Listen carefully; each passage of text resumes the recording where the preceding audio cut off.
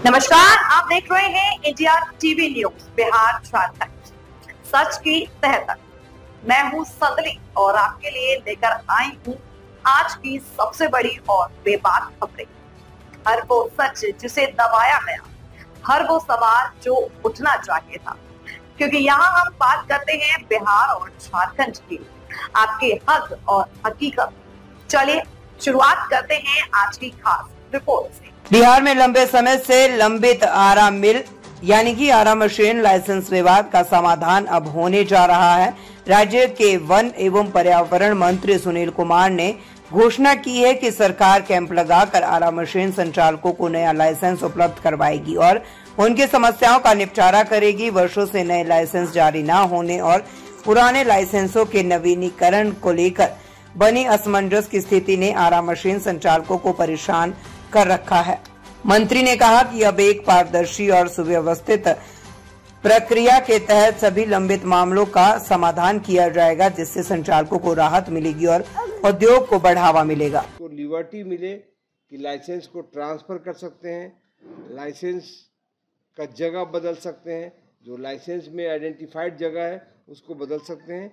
ये प्रक्रिया के लिए हमने ये कैंप लगाया है और कैंप के माध्यम से पूरे बिहार राज्य के विवादों का 2 दिनों के अंदर कल शाम तक निपटारा कर लेंगे और करने के बाद सभी लोगों का लाइसेंस रिन्यूअल का मार्ग प्रशस्त हो जाएगा और फिर नए लाइसेंस भी हम देंगे। हम पूरे बिहार राज्य में 3200 आरा मिलों का लाइसेंस दे सकते हैं, तो 2720 में अगर 200 बच गए तो हम करीब 700 लाइसेंस देंगे। अगर सभी ने रिन्यूअल करा दिया तो 480 नया लाइसेंस देंगे। वर्तमान में शून्य है, वो संख्या शून्य है एक तरह से। नहीं, वर्तमान में संख्या शून्य नहीं है। 2720 ऑलरेडी लाइसेंस धारी थे, लेकिन रिन्यूअल नहीं हुआ। कई प्रकार की दिक्कतें थी, उनको चलाने में कठिनाई हो रहा था, तो कई लोग उसको रिन्यू कराने का प्रयास भी नहीं किए, उनको आशा नहीं था। लेकिन जब मैं इस विभाग का दायित्व संभाला तो हमने लोगों को आसान्वित किया कि मेरे रहते और मेरे कार्यकाल खत्म होने के पहले ही धरातल पर सब सही हो जाएगा। लीगल को रोकने के लिए क्या कार्रवाई होगी इसे आपने कहा? तो पहले तो लाइसेंस दूं, इलीगल को रोकने के लिए कानूनी कार्रवाई होता है। अवैध रूप से जो चलाया जा रहा है आरा मिल, उस पे क्या कर रही है? अभी वैध है कि अवैध है मैं कैसे कहूँ? अभी तो जब लाइसेंस दे दूंगा तब ना अवैध हो जाएगा कि हाँ वो अवैध हो गया। ले लाया, उसके अंतर्गत नए लाइसेंसों को देने का और नए लाइसेंसों के सरलीकरण का हमने एक कानून पास किया। अभी जो पूरे बिहार राज्य में जो विवाद हैं, चाहे तो लाइसेंस रिन्यूअल के या मालिकाना ट्रांसफ़र के, उन विवादों को तुरंत निपटारा करने के लिए पूरे बिहार राज्य के ऐसे विवाद जो 200 से ऊपर हैं उनको हम कैंप लगा के एक दिन में निपटारा करना चाहते हैं। तो आज नॉर्थ बिहार का है, कल साउथ बिहार का 2 दिवसीय एक कैंप है। तो उस कैंप के द्वारा हम पूरे विवादों को निपटारा करके नए लाइसेंस देने का मार्ग प्रशस्त करेंगे। 2720 लाइसेंसधारी पहले बिहार में थे, जो करीब 2200 लोग रिन्यूअल करा चुके हैं। बाकी अन्य विवादों में या हाईकोर्ट में उनके केसेस लंबित हैं और मैं 3200 तक लाइसेंस दे सकता हूं। हमारे विभाग ने एक सूची जारी किया है, पहले लंबित जो विवाद है उसको निपटारा कर लूं, जो आज कल तक कंप्लीट हो जाएगा।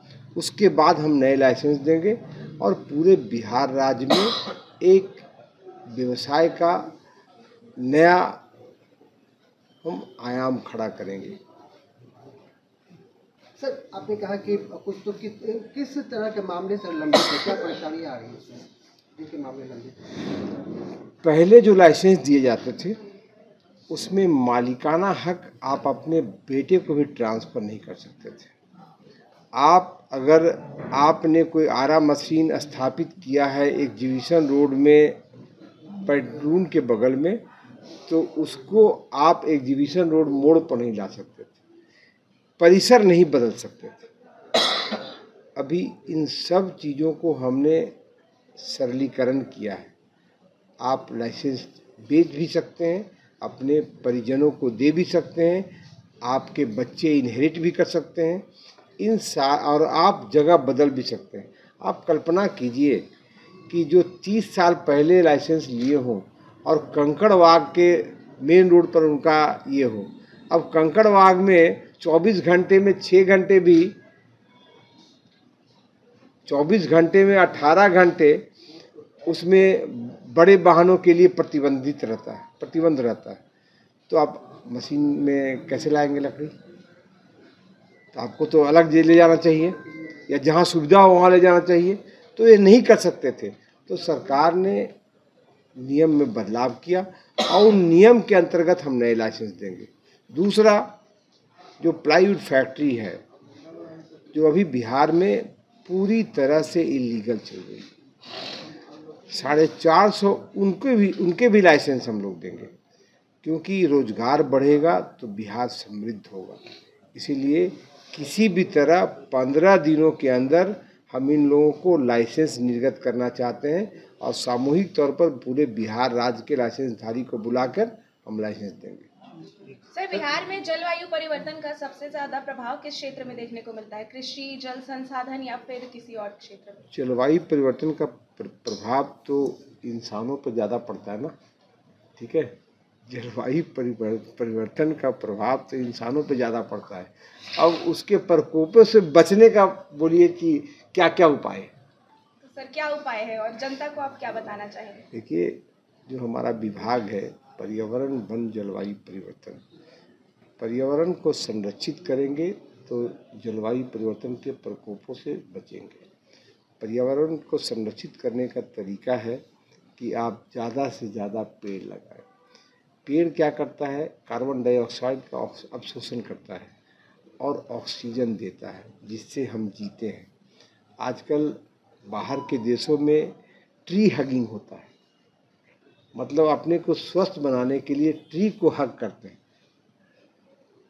तो ये प्रक्रिया है। अगर वन क्षेत्र में 4 दिन गुजारेंगे तो आपका हेल्थ निश्चित अच्छा होगा, क्योंकि आपको फ्रेश ऑक्सीजन मिलेगा। सर, तो मंत्रालय आपका है, इसके लिए क्या कदम उठाए जा रहे हैं?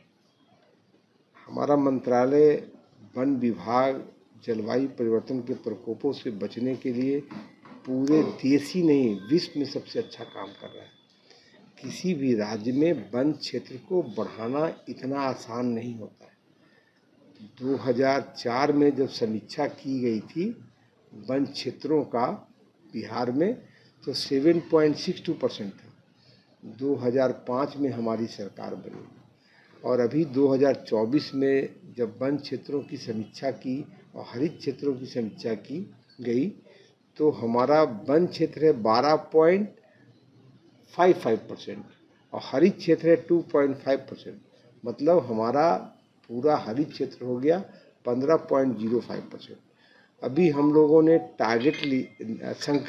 संकल्प लिया है कि इसको हम 17% 28 तक करेंगे। लेकिन जब जैसे ही मैं इस मंत्री पद का शपथ लिया और ये विभाग मुझे मिला, तो हमने उस संकल्प को 1 साल पूर्व भी पूर्ण करने का हमने एक खाका रोड मैप तैयार किया। प्रधानमंत्री नरेंद्र मोदी जी ने पिछले पर्यावरण दिवस के दिन जब उन्होंने एक नारा दिया, एक पेड़ माँ के नाम, तो पूरे देश में करोड़ों करोड़ पेड़ लग गए और बिहार राज्य में भी 4 करोड़ 24 लाख पेड़ लग गए। जब मैं मंत्री पद ग्रहण किया तो हमने एक नारा दिया, हर रविवार पर्यावरण के नाम, 1 घंटा पर्यावरण को दीजिए। कभी एक पेड़ माँ के नाम, कभी एक पेड़ पिता के नाम, कभी एक पेड़ भाई के नाम, कभी परिजनों के नाम, कभी पड़ोसियों के नाम, कभी गुरुजी के नाम, अनवरत पेड़ लगाते जाइए ताकि बिहार के पर्यावरण को संरक्षित किया जाए। प्लाई इंडस्ट्री को नए कानून के अंतर्गत उसको लिबर्टी मिले कि लाइसेंस को ट्रांसफ़र कर सकते हैं, लाइसेंस का जगह बदल सकते हैं, जो लाइसेंस में आइडेंटिफाइड जगह है उसको बदल सकते हैं। ये प्रक्रिया के लिए हमने ये कैंप लगाया है और कैंप के माध्यम से पूरे बिहार राज्य के विवादों का 2 दिनों के अंदर कल शाम तक निपटारा कर लेंगे और करने के बाद सभी लोगों का लाइसेंस रिन्यूअल का मार्ग प्रशस्त हो जाएगा और फिर नए लाइसेंस भी हम देंगे। हम पूरे बिहार राज्य में 3200 आरा मिलों का लाइसेंस दे सकते हैं। तो 2720 में अगर 200 बच गए तो हम करीब करीब 700 लाइसेंस देंगे। अगर सभी ने रिन्यूअल करा दिया तो 480 नए लाइसेंस देंगे।